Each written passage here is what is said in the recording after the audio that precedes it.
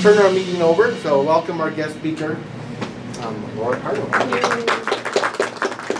Hey everyone. I feel like we've done a little Q&A already. I'll tell you a little bit about what we do. I want to leave a lot of room for Q&A. And we have 20 minutes, Valdemar, is that yes. right? So my name is Laura Carno. I'm the Executive Director of Faster Colorado. And what Faster does is we offer training to school employees who've been authorized to carry on their K-12 campuses. So that's what we do. But I want to talk to you about school shootings. And it's funny because we were originally going to be scheduled for last month, and I had this a school meeting that we had been trying to get on their calendar. So we moved it to this month. And boy, what's happened since Nashville has been astonishing. We were, after Uvalde, which was such a horror, we got busier than I've ever been in 7 years doing this. And this has been even busier. And I'm not sure exactly what it is, if it's the fact that there was that, the body-worn cameras from the law enforcement officers that went in.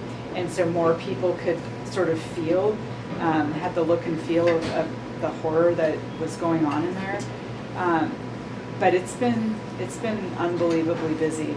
It's sad that we get busy when children die. It's sad that it takes that, but shame on us if we don't take advantage of people's interest in this. So I mentioned to somebody I've probably given this talk about 5 times just today, so forgive my voice being a little scratchy. In Colorado, it's been law for 18 years for school boards and charter school boards to authorize armed stack. So in a lot of crowds, even Republican crowds, I sometimes get looks from people like, we have armed employees in schools, because they're policies that are usually done fairly quietly, but it has been in place for 18 years. The early adopters of this policy were more of the rural schools, because they did that math really quick. It takes 30 to 45 minutes in some of these communities for law enforcement to get there, and they knew that they were the first responders. Those were also communities that tended to have more acceptance of lots of people carried firearms, and it wasn't a big deal in those communities. In the 7 years that we've been doing this, so 18 years the law has been in place. 7 years ago, I went to a class like this in Ohio. And I'm not a real emotional processor, I'm kind of a logical processor, but this was a very emotional experience for me going to this Faster class.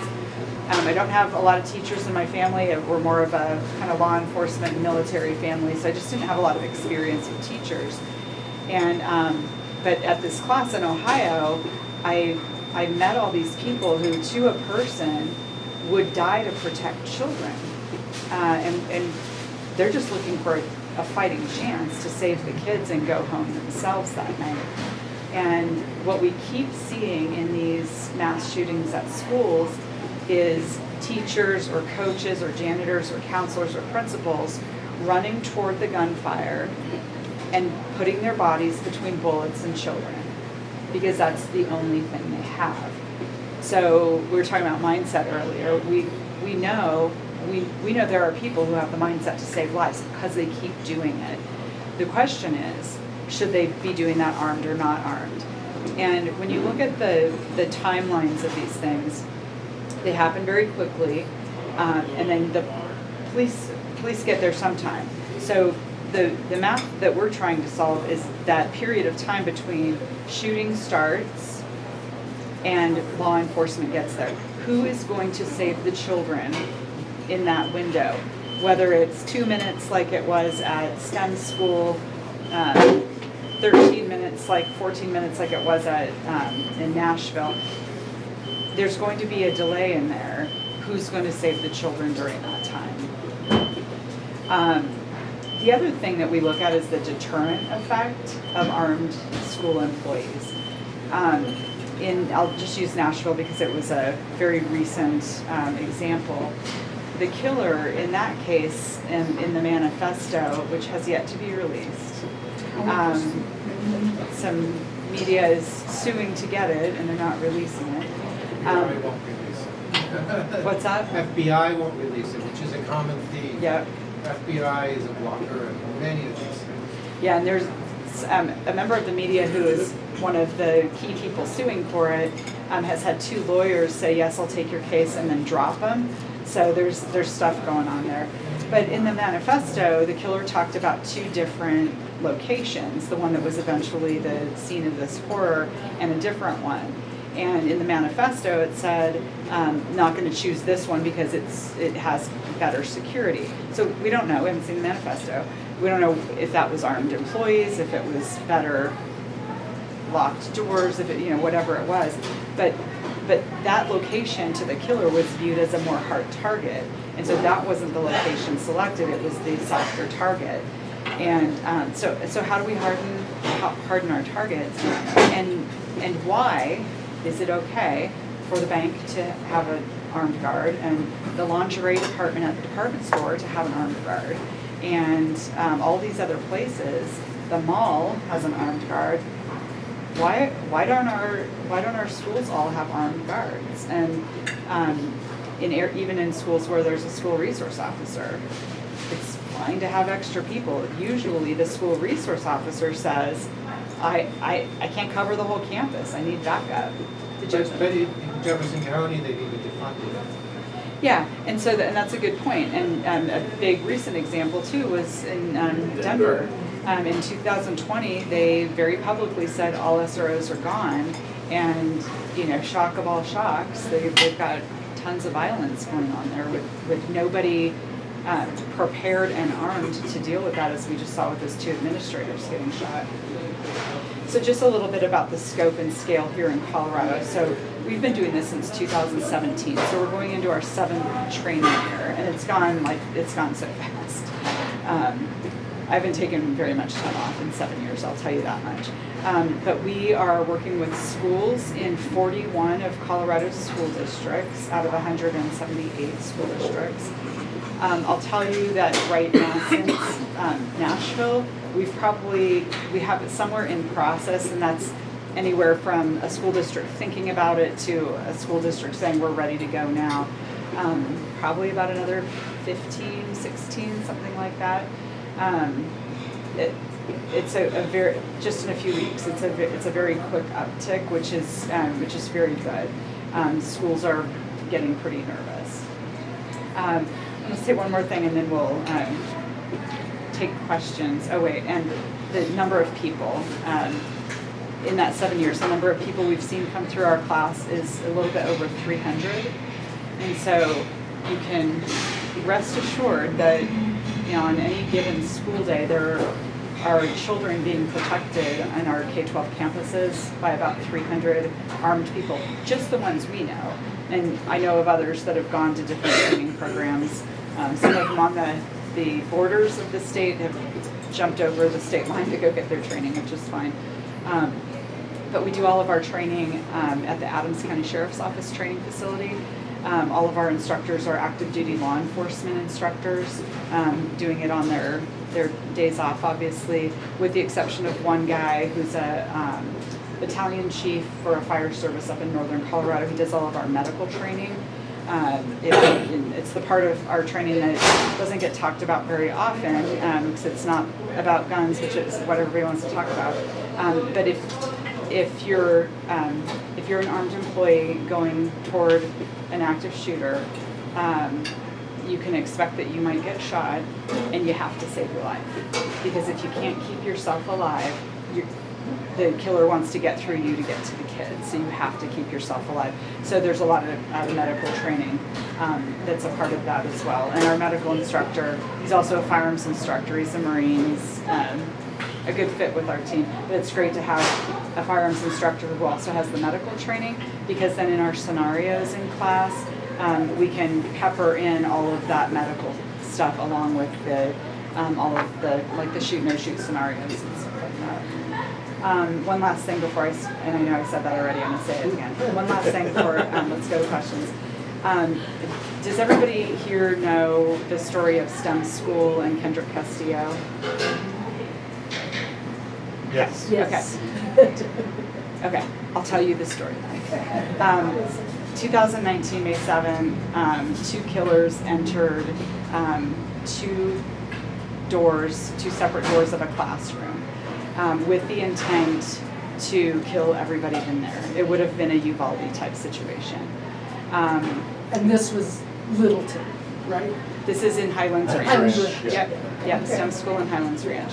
And but for Kendrick Castillo, everybody in there probably would have perished. When there was two killers, the first one goes to the front, tells everybody nobody effing move, and with those words still hanging in the air, Kendrick Castillo, I would say an unlikely hero, but once you meet his parents, you understand how they raised a child like that. He was up, he pushed the killer against the wall, took the fatal blow, fatal shots to his chest, but it gave other people in that classroom the opportunity, I think the opportunity and the courage, because they saw what Kendrick did, to disarm that guy, disarm the other one. One of the other kids got the gun from the guy, dropped the magazine to see what was in it, reseats the magazine, 17-year-old kid keeps the gun. So George Brockler, when he was doing the interview, said, 17-year-old kid, why did you do that? And he said, I didn't know if there was more killers and I was going to need it. You're like, man, the presence of mind of these kids. But so Kendrick died that day. The Castillos, and Kendrick was their only child, have dedicated their life. Kendrick was their life. They could either curl up in a ball or they could do something, and they've dedicated their lives to trying to make sure that no other parents become the Castillos, and they're just amazing humans. John Castillo and I spoke at Cherry Creek Republican Women last week, and we're speaking tomorrow at Douglas County Republican Women. And I've got the here's what's going on, and John has the and here's why it's important, because their only child is gone. So I talk. How are you? I talk about Kendrick. Do you have a Kendrick Castillo wristband too? Yeah. I talk about Kendrick a lot because heroes deserve to be remembered and their stories told to our children. And but for Kendrick, all of those people would have died. And last year we went to the remembrance ceremony in May last year. And out at the gravesite, there's it's a beautiful area. There's this pavilion, and there's a big chalkboard, and all of these kids who are alive, and their parents are with them, are writing things on this chalkboard. And I would, you couldn't look at that chalkboard of what these kids had written without just sobbing, because the impact was real. And Kendrick's kind of the spirit of what we do at Pastor, because we don't want children to make that decision to give their life to save their friends. The teacher in that room, Miss Harper, had her concealed carry permit. Had they had a program that would have allowed her, she may have very well been one of the people who could carry, and she could have stopped that, and John and Maria would have their son. Does that mean that she wasn't allowed to at that time? STEM school had not passed a policy of armed school employees, so she would not have been permitted to do that. Did they change that after this? No, they did not change that after that. The Castillos, this is a total side story. The Castillos sued CM, not for money. They did not want to be sold with. They did not want to be bought. They wanted all of the bad stuff that happened leading up to it to be open to public disclosure so that everybody could learn what happened there, what did we miss, that caused this child to lose his life. And so there's the court battle continues. So I'll just open it up to questions that nobody has. I listened to Heidi Ganal's podcast about how after that shooting, she was on a panel and made a bunch of recommendations, and nobody did anything. And I certainly haven't seen anything that I consider to be intelligent come out of this legislative session. Right. But we've seen all this other stuff happen around the country. Here in Colorado, has anything changed in terms of perhaps doing something intelligent? There are many states that are not called Colorado that have a little bit more intestinal fortitude to get something done. I spoke on a panel with Governor Stitt from Oklahoma, and they're doing some things there. You're seeing it in these red states. I think it was Arkansas today. I saw an article that they're now allowing or expanding armed school employees. What's interesting is in a state like this, which you guys know that everything in the legislature, like we're just, like I want to hide until it's over, right? But it's as if, when it comes to school safety, it's as if they are pretending that a world exists that isn't real. Like in a perfect world, let's just magically take all the guns away and then none of this will happen. And let's just make all the bullying go away. Let's make it illegal to carry a gun. Like women, men, and women. Like, I mean, whatever you want to do, everything's up in the air. So, but they're not dealing with the world as it is, and because it's an uncomfortable thing. You know, that I can with assurance say that the next mass school killer is planning his deed today. And he already has his weapon. And he already has his weapon. And so that's the eventuality we plan for, and the schools that we talk to plan for, is what if this happens tomorrow? There was no threat, there was no anything, it just happens tomorrow, and that's the eventuality we have to plan for. Yes, ma'am? So I think we all can remember Columbine and what a horrific experience that was, and seemed to be one of the biggest, Except for Max, most he's too memorable. young. And so hold that thought. So remind me then, in the state that brought you Columbine, remind us, why were the school resource officers removed from Denver? Yeah. Because of St. George Floyd. Denver. Yeah. Because they what? St. George Floyd. St. George Floyd.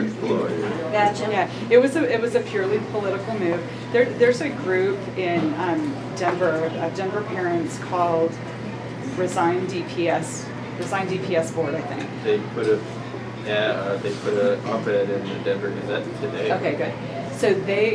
So all of a sudden, Denver parents, Denver public school parents who have been very silent up until now, are ticked off, and good for them. And they might never be interested in what I do, and that's fine. But it is up to parents to direct the education and upbringing of their children. It is their role and responsibility, and that includes the safety of their kids. Kids need to come home alive every day, not most days, every day. Except for we're so screwed up that when parents speak up for the rights of themselves and their kids, they're labeled as terrorists. Sure, and elections have consequences. So if there are enough, and so you drove a long way from El Paso County, right? There were, how many school boards flipped there last time? One flipped, the others got. More conservative. So it's not, and I'm not saying that's going to happen in Denver, but Denver could get some more liberal board members who are better on safety and listen to parents. It's never gonna be like a Eastern Plains school in the smaller areas. The problem in Denver is the local media does not tell the parents what is going on in that school board.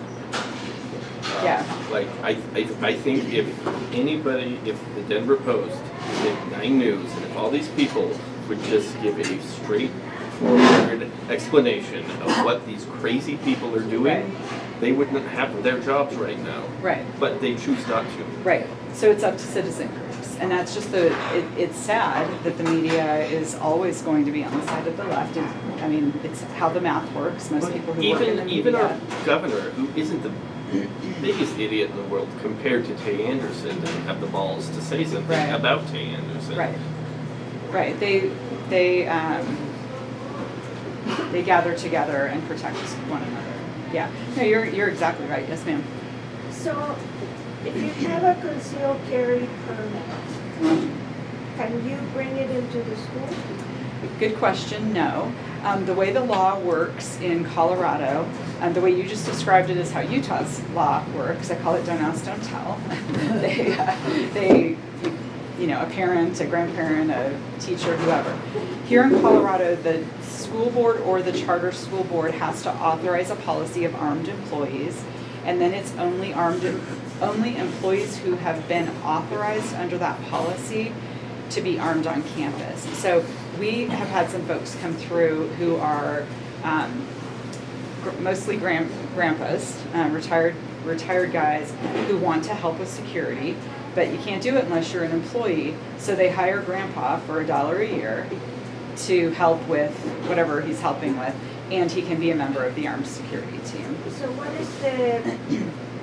is the crime if you bring a gun into a school? Well, it's and federal. you have a permit? It's federal, because the big law is the Federal Gun-Free Schools Zone Act. That's the big federal law. Thank you, Senator Joe Biden got that passed back in the day.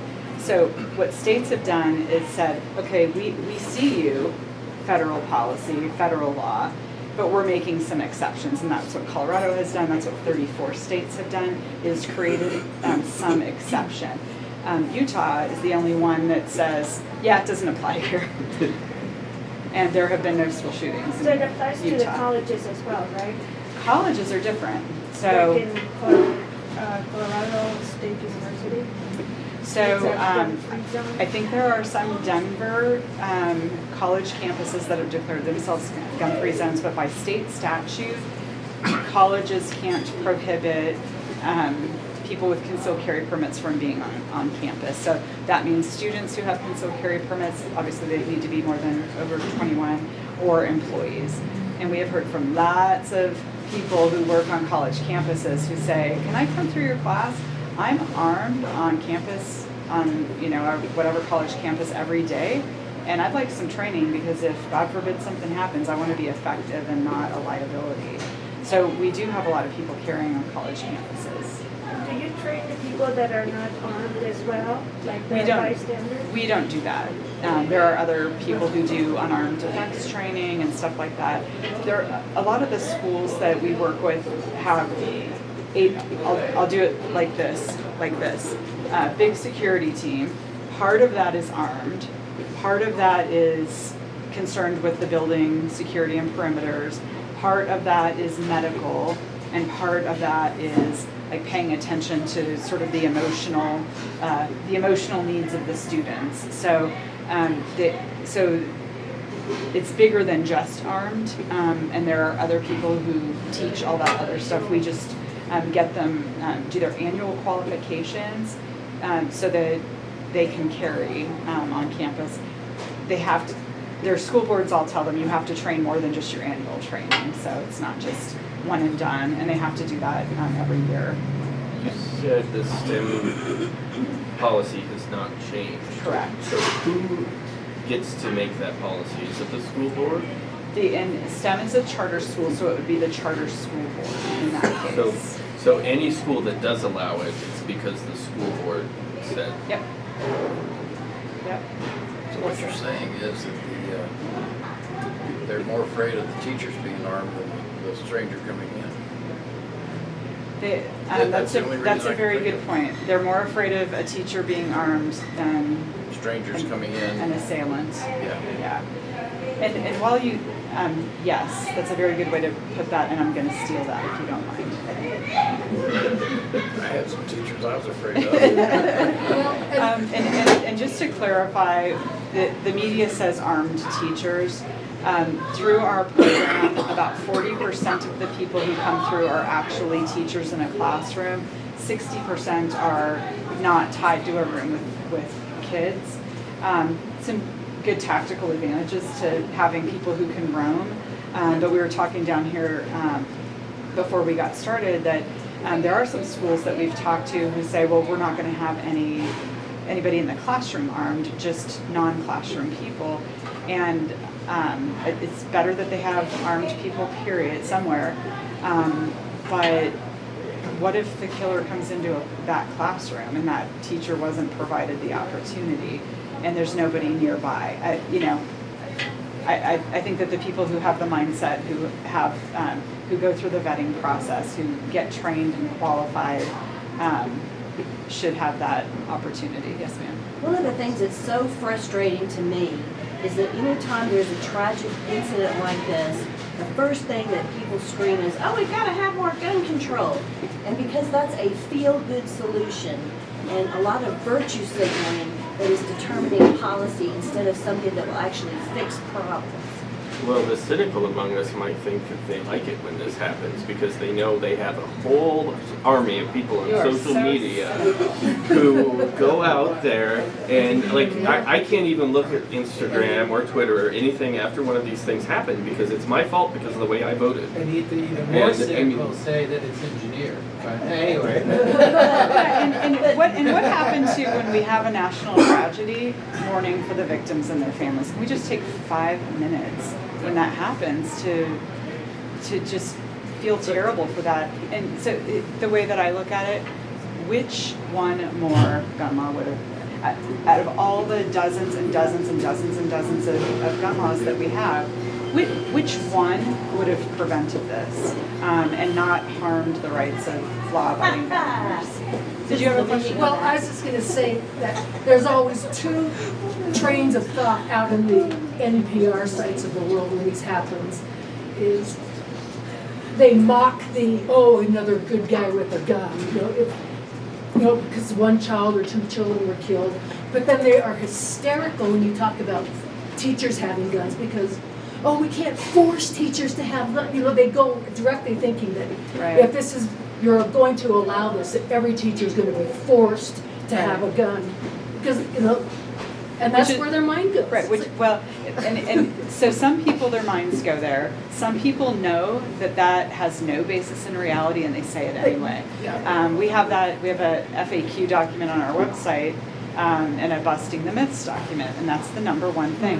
When we go speak at public events, and the ladies from, I won't say the name of their organization because I don't want to give them any credit, but the ladies with the red shirts, they have their index cards, and it's always the first one on their index card. And they think it's a hard question, it's just a question. Nobody in the history of armed staff programs around the country has ever suggested that anybody be forced to carry a firearm. It is patently ridiculous. It would be like saying, we have concealed carry laws here in Colorado, everybody must carry a gun. It's ridiculous. But it's always the first one they say, and I really think that there are an increasing percentage of people saying that know dang well it's not true. Yes, sir. Okay, so we haven't stopped it, but if you remember the Columbine, Harris and Cleveland both said they wanted to have their name go down in history. And one of the things that just promotes this, I believe, is that these disenfranchised kids that have bad parents, maybe they don't have bad parents, but they're disenfranchised and disgusted. They don't think they're ever going to be anything. They're doing it to get their name out there. Now, our law says that we have to have a jury of their peers. Nothing says their name has to be published. Let me push back on that because that's been an irritation of mine. Because we refer to this, we refer to the incident that happened in 2012 as the Aurora Theater shooter. Like if you came down from an alien to the Aurora Theater shooter, we still don't know who that is. Well, yes, we do. We just don't want to be honest about it. Well, And you're gonna have people who are go for notoriety at any time, Yeah. especially with social media, they wanna put it on TikTok now.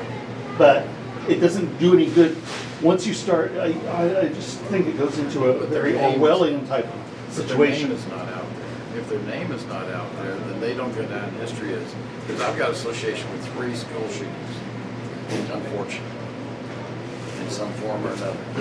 So if you don't, they can have a jury that appears, and the name just doesn't have to be there. You put a number on it or whatever, but to not give them the notoriety is so much. I worked, tell me, I worked in the airline. We had federal flight deck officers. Not everybody had to take the training. They got in New Mexico for 2 weeks, and they got good at it, and they would come in there, flight deck with their Feel free. pistols. But that's off subject. But the thing is that we give too much notoriety to these people, and that we can't do it. And that's what they want. Don't give that to them. In closing, because we are past our 20 minutes, Hillary at Independence Institute said, you're going to see log cabin Republicans, bring them these. It's the latest issue of Inking, so I'll pass those around. John Castillo and I spoke at this conference, and the Steamboat Institute that put on the conference made this really cool thing out of it with ideas about school safety. So I'm just going to hand these around. And then I will hand out my cards too if anybody needs me. How do you get credentialed to do what you do? How do I get credentialed to do what I do? Well, I meant your organization. We're a 501c3. We're actually a project of Independence Institute. Are you gonna have any more gun drawings through them? Thank you for bringing up the gun raffles while my time has expired. Yeah, I'm waiting until the legislature is done. I don't want them to remember that we do gun raffles. Yeah. So if you're not already signed up for the Independence Institute email list, you should get on that so that you will be notified of our gun raffle. Our last one was called Meat and Heat. We had a gun, some other stuff, and pork and beef from the Elizabeth Locker plant. So it's part of how we raise money for the program. So, okay, I'm done. Thank you guys so much for having me. I appreciate you. Yeah.